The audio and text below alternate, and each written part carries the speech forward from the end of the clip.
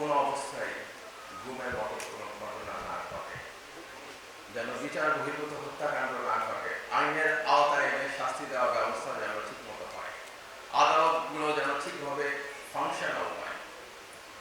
কারণ পুলিশ, আইন শৃঙ্খলা রক্ষাকারী বাহিনী এখনো পর্যন্ত থিওরিটিক্যালি, কিন্তু যেটা হওয়ার কথা সেটা জনগণের বন্ধু, জনগণের পাশে থাকার কথা।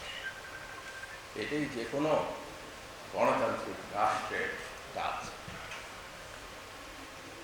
সেটাই আমরা চেষ্টা করছি এবং নিশ্চয়ই আমরা এই ক্ষেত্রে আমাদের কাজ থেকে পরাভূত হব না, আমরা এর থেকে বিচ্যুত হব না।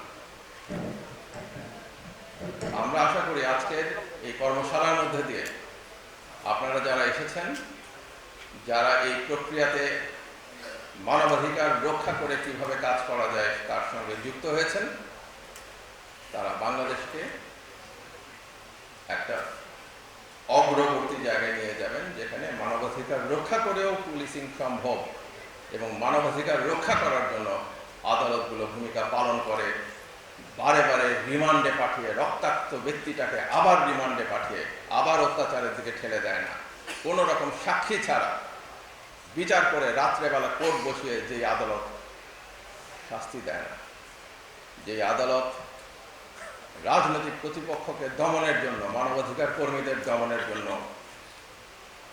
জেলখানাগুলোকে ব্যবহার করে না, ওই রকম একটা দেশের জন্যই তো আমরা সবাই মিলে চেষ্টা করছি। আর সেই চেষ্টায় নিশ্চয়ই আমরা সফল হব। সবাইকে ধন্যবাদ।